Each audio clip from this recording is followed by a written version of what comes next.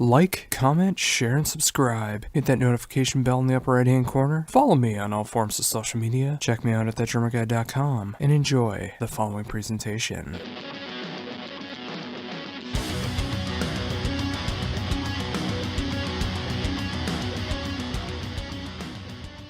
Hello, this is Bob from Seeds of Power. Hi, how's it going? Hi, how are you? Are you that drummer guy? Yes, I'm doing good. Okay. Thank you very much for taking the time to do this interview. Yeah, no problem. Oh, awesome. Well, of course, we're here to talk about the brand new album from Seeds of Power, Warning Blast, which is coming out the 7th of September through Metal Blade Records. I've gotten the chance to be able to check out this album over the past weekend, and I just absolutely love what you guys have done with this album. It incorporates so many styles of music that I love, and you guys were able to incorporate your own spin on it and just make it sound very fresh, and I just really love what you guys did with this. Yeah, thanks. That's great to hear because, some people are really taking this a lot more serious than we are doing.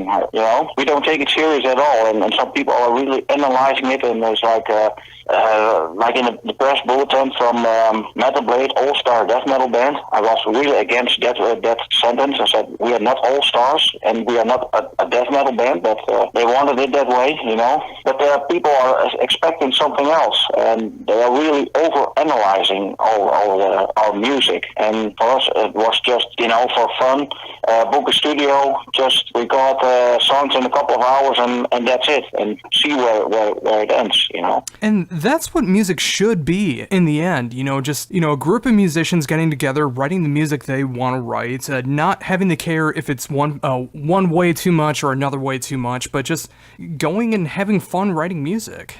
Yeah, that's what we thought as well. I mean, we did death metal for more than 30 years, and Paul and me were like, okay, you know, we also like Disc Jobs, we like The Exploited, we like SOD, we like Amoebix, Carnivore, stuff like that. And we said, well, let's book some studios and just do whatever we want, and we don't rehearse, we just go in the studio. Paul had some risks, and I was like, okay, 4 times, 2 times, 4 times, 6 times, and fast, slow, fast, mid, and that's it. So we told the engineer, like, okay, start recording, and well, let's see what happens. You know, and we ended up with 20 songs. Yeah, and it's incredible to see that too, especially with just that idea of just getting together, booking a studio, and seeing what comes of it. I mean, you know, not having to put too much pressure on yourselves, just going in there and just writing what feels natural. Yeah, it was kind of ridiculous because we did not have a label or whatever. We just paid the studios ourselves. You know, just very cheap studios here in the area. You know, they only cost like, I don't know, $30 an hour or something like that. So that's also incredible to think about too, because I really love the production on this album, and it does feel like everything was just so well crafted. It does sound like it was almost in an extravagant studio for this style, because everything is just so clear and comes out so well. So it's great to see that you were able to find a studio that was able to make it sound that way. Yeah, well, that's due because of our friend. He's a mixer, and he mixes stuff like or mastered stuff like even Amon Amat and bands like that. But he's a friend of ours, and we did this the album in 3 different sessions. We started the one session in 2013 already, a second session a year later, and the last session was last year in 2017. So it was recorded in 3 different studios, and the mixer Dennis really had a hard time to make it all sound as one, you know. Yeah, I can imagine. So he did a great job. Absolutely. Yeah, he was not happy with it. Yeah, I was gonna say, you know, especially with years in between writing sessions. I mean, it's great to see it was able to sound as polished as it is and make it sound like it was all done in one sitting. Yeah, the drums that was a lot of work because the guitars, the guide was also recorded in those studios, but Paul re-recorded the guitars in his own studio at his home, but the drums were all recorded in the studios here. So I had like different drum sounds in the 3 sessions. So So he kind of make his own mix. He said, "Are you happy with this sound?" I said, "Yeah, it's okay, Dennis. Use it, and that's it." Yeah, he did a great job. Yeah, I can occasionally hear it in the tom sometimes. I mean, it does sound like it was different drums being used, but it all fits together very well. I mean, everything feels very appropriate for what you're doing. Yeah. There are 7 tracks where they have a different tom sound, but that's okay. I said, leave it be. It's only for fun. It's nothing too serious. Oh, absolutely. So, with that said, I mean, obviously, with having these different writing sessions over different periods of time, did you have anything different that you wanted to incorporate in that times, or did every writing session you feel like that you had the same mindset going into it? No, we didn't have the same mindset. With the first session, those songs were also they were on a split CD with Violation Wound and Mike and the Boys from Death Horror Pain Productions. We had a really SOD kind of vibe. With the second session, we had a more like amoebics kind of vibe. The heavier English cross stuff. And with the third session, we had more discharge, Carnivore a little bit, maybe some very old Slayer even from the first album. So it really depends on our moods. Yeah, and that totally makes sense. And again, even with the different mindsets and different ideas going into every session, I love the way that it all forms together. I mean, whether you're going extremely slow on the album or you're pushing some of the faster material that's on the album, it all fits together in a great way.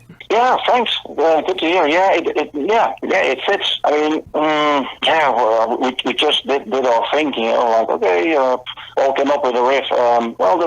This is a fast part, okay, and you play a mid-tempo part, and maybe you can do some. Okay, well, that's it. And then we had a hard time. There are like 20 songs. Which song is first, second? For the variety of the album. But it turned out great. I mean, it all fits, like you said. Yeah, and it's so great to see that, because there are so many stereotypes when it comes into heavier music that it all starts to sound the same. But when you listen to this album, you show that you can show so many different sides while still having the same ideals and wanting to make it sound like the same band. You're able to explore so many different territories and keep it sounding fresh. Yeah. There's some really slow stuff on it, but there's also some fast stuff on it. Not grindcore, but I think some DRI kind of stuff is on it as well. But also some very sludgy doom metal. Yeah, and that's what makes the album so much fun to listen to as well, because sometimes those really slow, doomy parts in there, I mean, you don't really expect them coming up after some of the faster material that's going on there. But also the faster material doesn't feel like you needed to just blast the whole time. I mean, you're able to play what you want to play, and just fit what really play the music and really make it fit what really needs to be.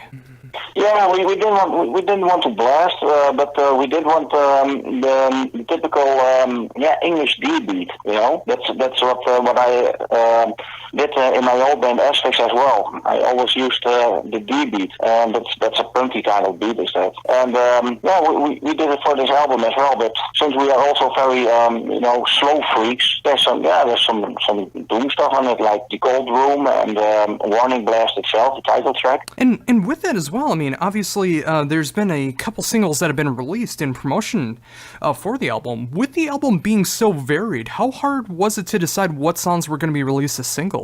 No, it was not that hard. I mean, we said we are influenced by SOD, Discharge, Carnivore, amoebics, the Exploit a little bit, maybe even the old nuclear assault. So we said okay, let's not take a typical track for the album, but let's start with the slowest track on the album and make people a little bit confused, which they were, because they were like, oh no, it's doom metal again, it's the typical death metal stuff, and we thought the album was a D beat, blah blah blah, and we were sitting there and reading the comments like, haha, fooled you guys.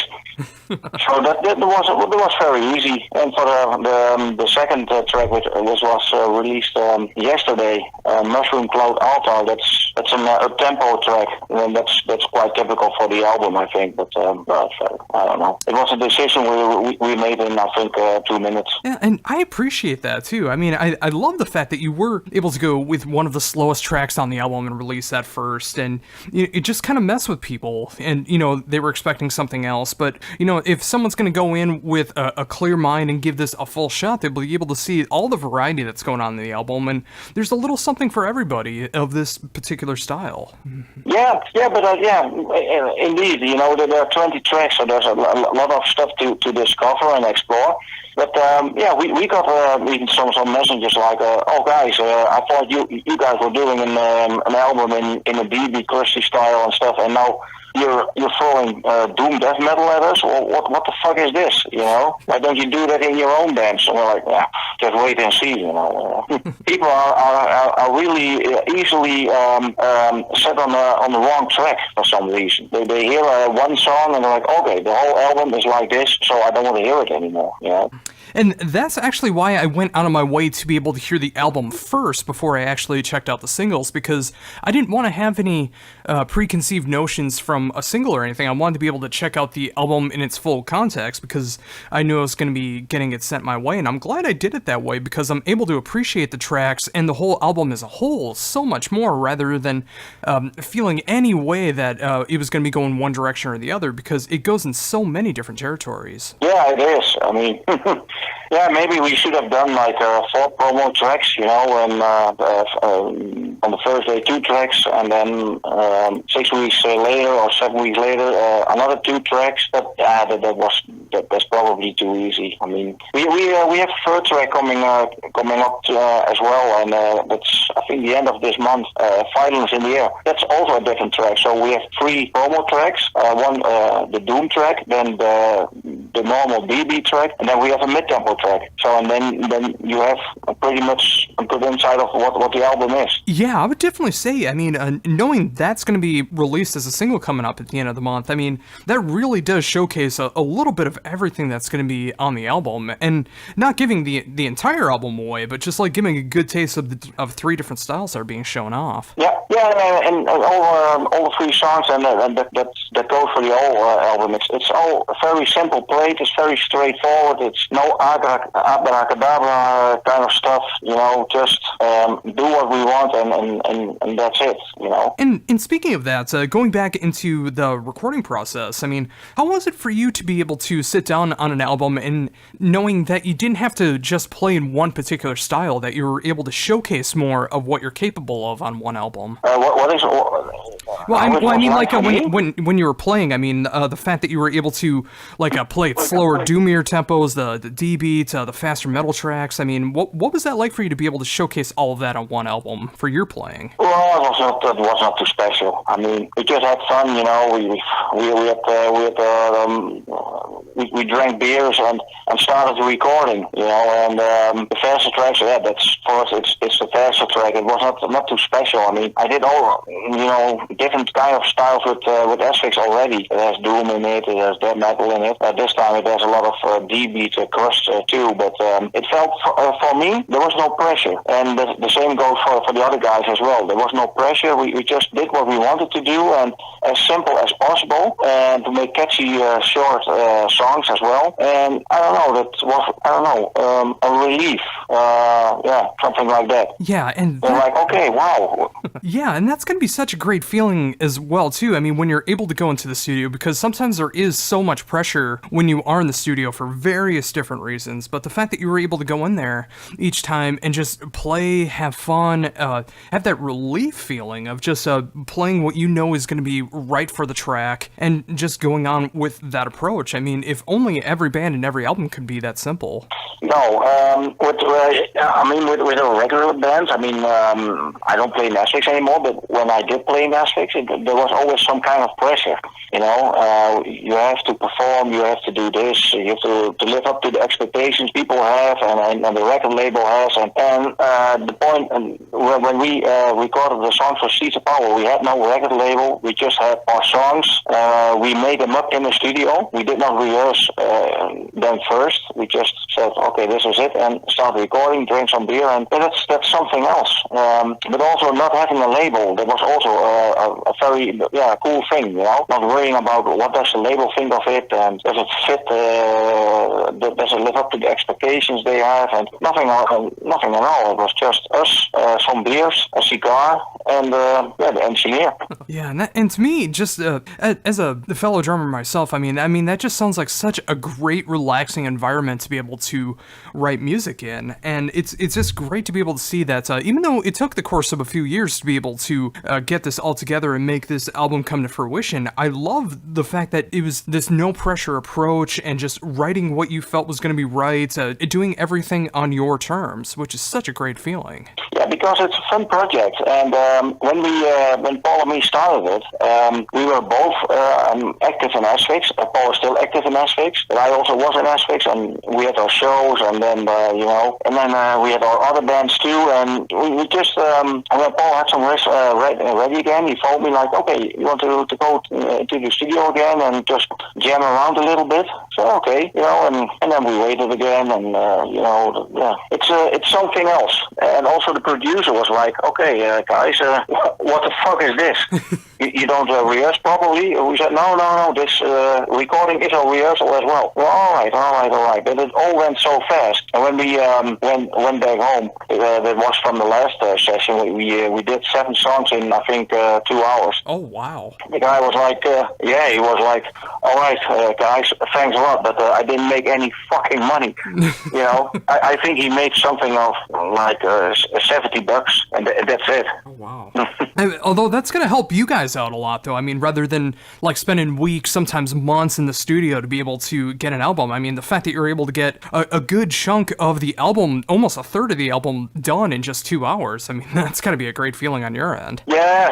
Paul and me we're just laughing. I mean, I dropped him off at a train station again, and it was like a 50-minute ride from the studio to the train station, and we were just laughing. You're like, oh, what the fuck are we doing? You know? So yeah, that's it. And well, he started recording the guitars at his place too, and then he sent it over, and it was like, oh, this is incredible. We never get a deal with this, you know. But then, well, we got a deal.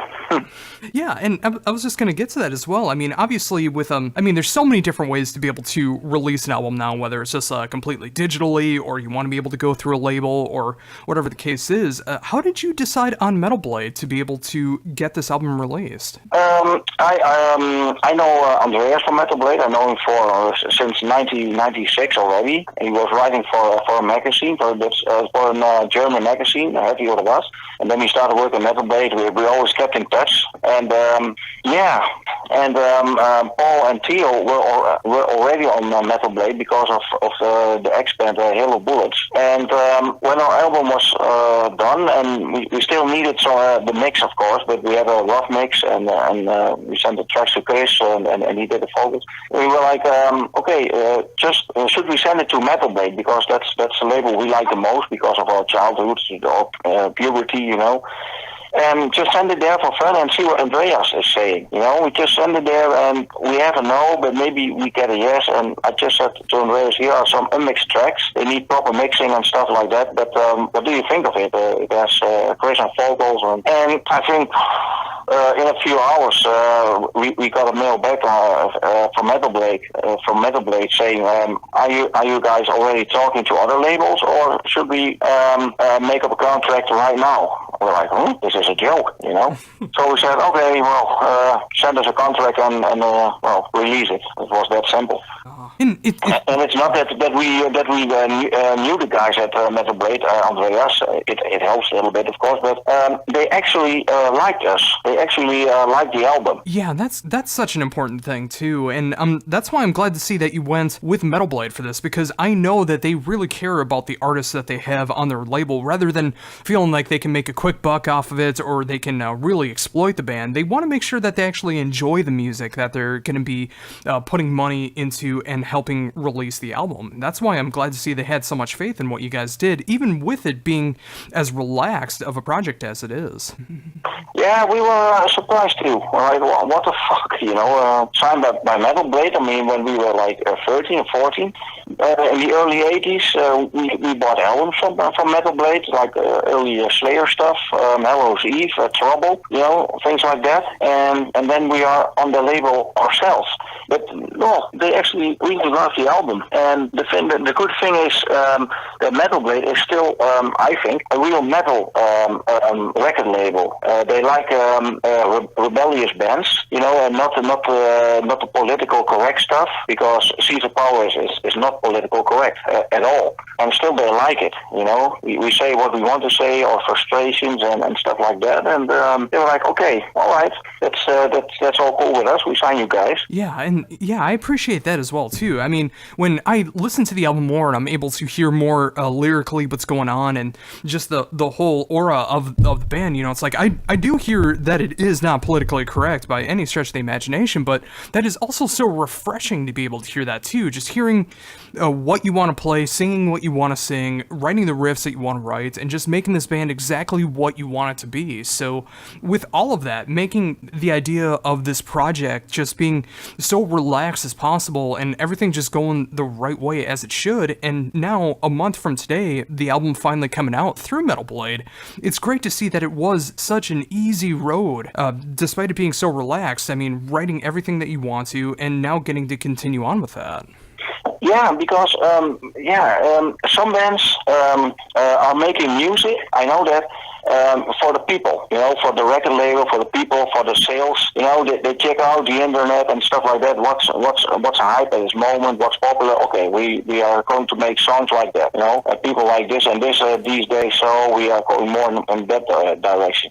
This album, Warning Bells, we just made it for ourselves, just for the four of us. We didn't make it for the people out there, not for the fans, just for ourselves, for our own fun. Do what we want to do. And don't care about other people's opinions, because 50% likes it, 50% does not like it or hates it, or it's not technical enough, or any of that bullshit. We said we just do it for ourselves and for our own collection. When we get old, hopefully, and we go through our albums we did in all those decades, we see the Seeds of Power album, like, all right, this one, that was for us. Absolutely. And again, as a fellow musician, I mean, that is just, again, so refreshing to be able to hear that you guys are at that stage and with this project, rather than feeling like you need to write in a particular style, that you are able to just be yourselves. And whether this is just a one-off project, whether this continues on until all of you retire, or anything in between, I'm glad to see, at least with this album, everything went the way that you guys wanted it to.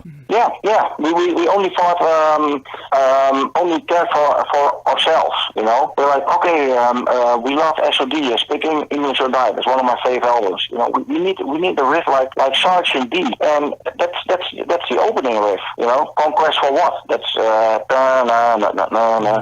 that's an SOD kind of riff, because we said, we need that riff because we like it, so we use it. And we do it with our own style, but only for us, and not like maybe the people will like this, or maybe people will like that, or we put some double bass there and some double bass there and some freaky guitar solos. No, not any of that shit. I mean, I've recorded this album on a very, very small drum kit, a very Mapex. Yeah, and it's great to be able to see that as well too. I mean, the fact that you didn't need to get like a full scale drum set to be able to accomplish what you needed to on this album. I mean, with it being as varied as it is, I mean, being able to play a smaller Mapex kit, I mean, that shows a lot of what you're capable of behind the kit, and showing that you don't need something extravagant to be able to pull off what you want to play. No, I had this. It's also on our Facebook from Seeds of Power.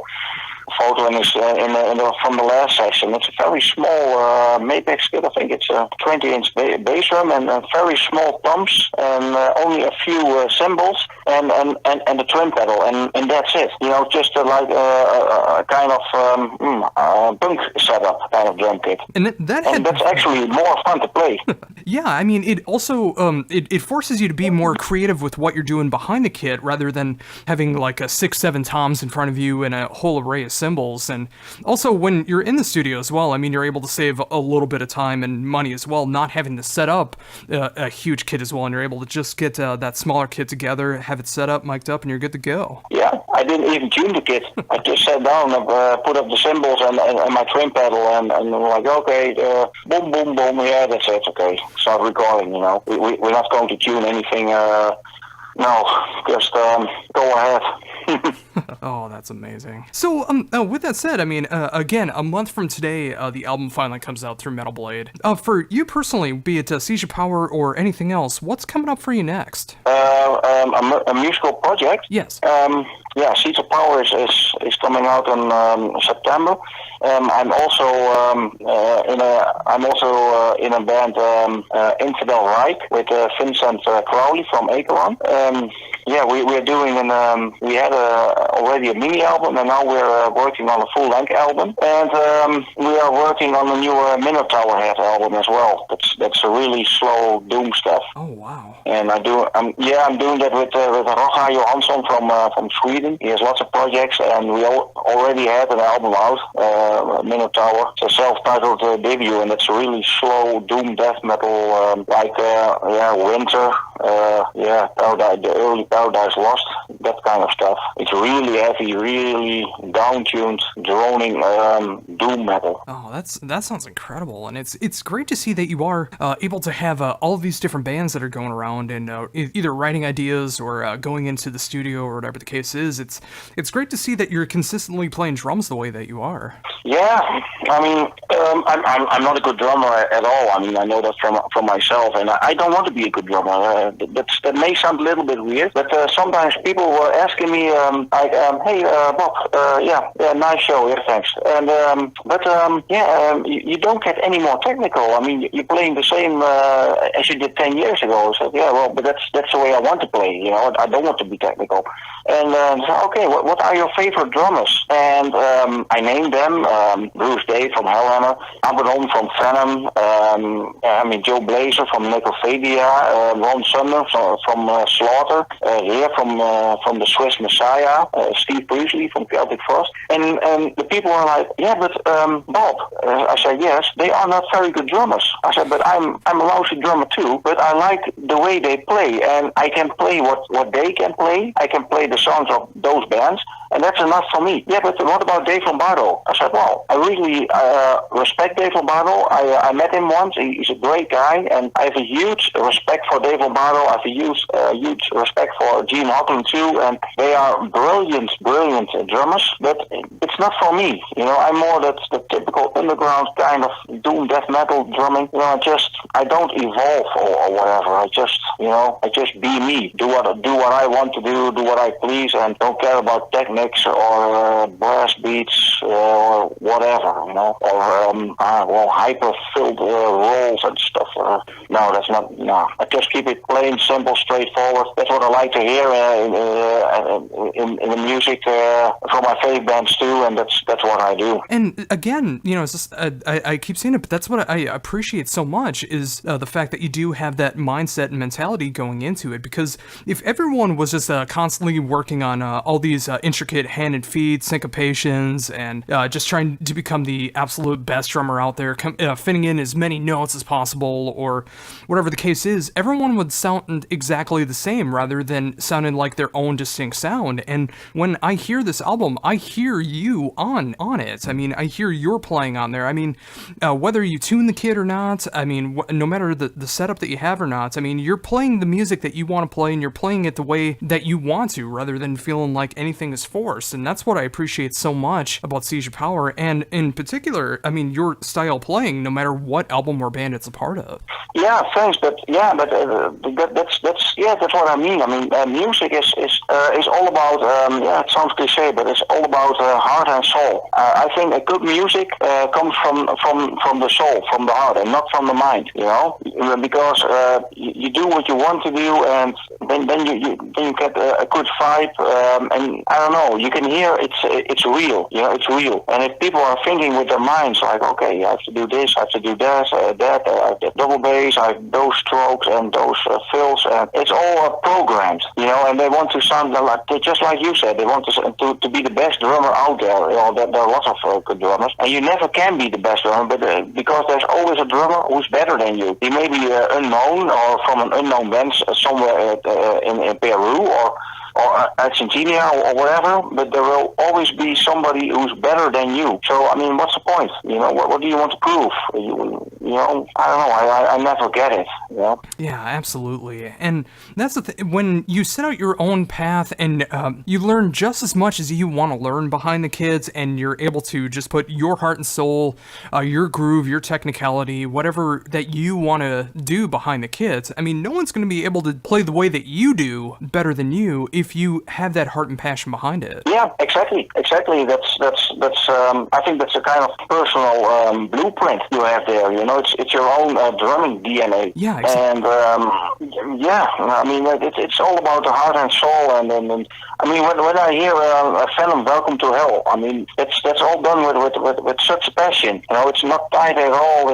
It's you know, with wibbly wobbly kind of stuff, but it's so great listening to, and you can hear the soul in the music. Yeah, and that's what it's about. I mean, it's cool once in a while to be able to hear like how technical someone can get behind their instruments. I mean, whatever that is. But I mean, if that's the only mindset that's going on there, at least to me, I mean, I'm sure there's others out there that can prove me wrong, but you lose a lot of heart and passion if you only focus on what you can technically play, rather than playing what feels right for the song, what's right for the band, and what you personally want to play. Yeah, because if you play what you want to play, people can hear it, you know? They can hear, okay, that's a real drummer. He's enjoying what he's doing, and it gives the song a lot more power, you know? Then the song comes alive. But if you only play a song from the paper with notes, or just do what's good for the song and not for you, I mean, then you're not fully into it. And you're just doing what other people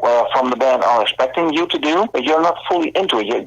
The commitment is a lot less. Oh, very much so. And that's all the more reason I can't recommend this new album from Siege of Power enough, because it's just a group of guys getting together, writing the music they want to play, not having to feel forced in any direction, having this great relaxed atmosphere that's going on behind it, incorporating all these different styles that mesh very well together but still make sense together. And at the end of the day, when you're able to have this album come out a month from today, you're able to sit down and realize that you made an album that was completely for the band, and that is such a cool thing to see. Yeah, just for us, because we didn't even have a label. We didn't have anything at that time when we did the second and the third session, Paul and me. We didn't even have a singer. It was just the two of us having fun and a lot of beers and doing some music and some cheap studio. You know, we only asked Chris in, I think it was October last year. Oh, wow. Yeah, and again, you know, just like through all of these different sessions, and you know, just like finally getting the full lineup, eventually getting a label like Metal Blade, who just loved what you did and did in such a relaxed state, and you know, just writing off 20 songs that really represent what you guys wanted to accomplish. I mean, you know, it's just like it's got to be great to be able to like sit down and know that, you know, in such a big way, people are going to be able to check out this album that all of you were just able to sit down and record, and just know that there was no pressure and just the music that you wanted to write. Yeah, exactly. I mean, I listened to the album 2 days ago at night here, and everybody was asleep, and I was like, okay, it's 2 o'clock, but well, don't care. You know, it's hot outside still, so I listened to the Siege of Power album again, and I was like, okay, this is real. This was the thing we did for ourselves, and I still love it, you know, because I know our mind settings, I know how this album came to life. You know, I know the whole process and why we did it. So it's like, okay, yeah, I will still love it 20 years from now. And that right there, I think that's a fantastic note to end on.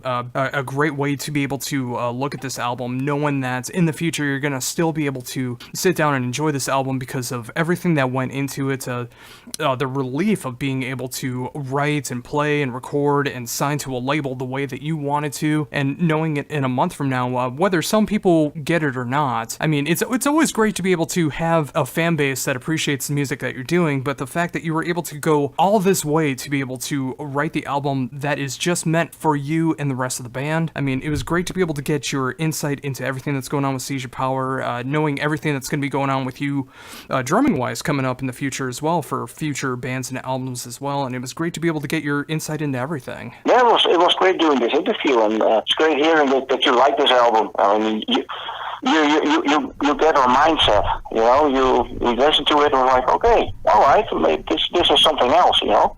Yeah, absolutely. And it's got a little bit of everything that I'm looking for in a band. I mean, there's some bands that just focus on one style that's being represented on this album, but with the fact that you guys are able to either incorporate the DB punk stuff, the thrash, death metal, the doom, you know, just like you're able to incorporate all these different things in such a way, but still make it sound like it's the band rather than feeling like so jarring and, you know, it's just like changing for the sake of changing. It all meshes well together. Yeah, exactly.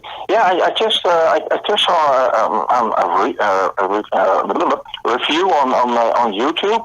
The review from Mushroom Cloud Altar, done by I think it was a 16-year-old kid. It was like, wow, I have this all-star death metal band, and they're all big names, but the song was really underwhelming. And there was an example like, okay, dude, you know, you're not getting it. We not want to be the next big death metal band at all. You know, that's not our intention. And he thought, well, this is going to be big and huge, and this is something different. And then he heard this basic stuff, and he was like, you know? Yeah, absolutely. And like I mentioned earlier, I mean, whether you guys get together in a few years and write another album, write several more albums, or if this is the only one, I really love the fact that you guys had this mentality that's going into this album. The fact that I've gotten to check out this album and see the relaxed state all of you were in to be able to create this kind of music, and, you know, just everything going the right way, getting Metal Blade behind you. And, you know, I feel like there's going to be other people out there like me that are going to be able to check out the full album and really grasp what you guys are going for and really truly appreciate what you guys have been able to accomplish.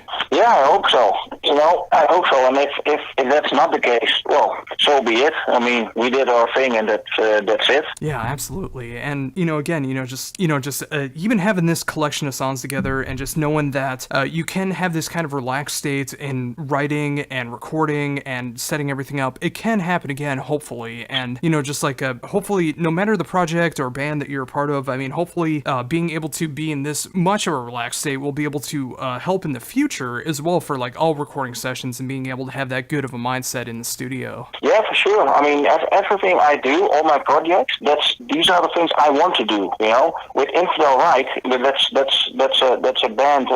Yeah, we have a lot of enemies at the Antifa, of course, because we're not political correct at all, and we name things everybody's thinking, but we name it. And if we wanted to be a big band and loved by everybody, then we would choose for the safe side of things, you know. And that's another band of mine, and if it's all right, or like I said, and that's because also with that band we just do what we want to do, what we want to express, our feelings or whatever, you know. That's our thing too, and it's not to please people, to please labels or whatever. I think we have enough enemies, but we also have lots of people who say, okay, finally a metal band who's rebels again, you know. Oh, absolutely, and I am one of those people. And again, with that, thank you so much for taking this time to be able to talk to me about everything that's going on with Seizure Power, everything outside of Seizure Power, and, you know, just getting your mindset, being a musician, being a drummer,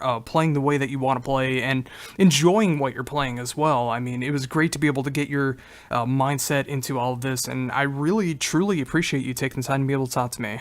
Yeah, no problem. It was a great interview. Oh, thank you. I love talking to you. Oh, yeah, as well. It was, that was a very easy talk about stuff, and yeah, it was a great interview. I love doing it. Oh, thank you.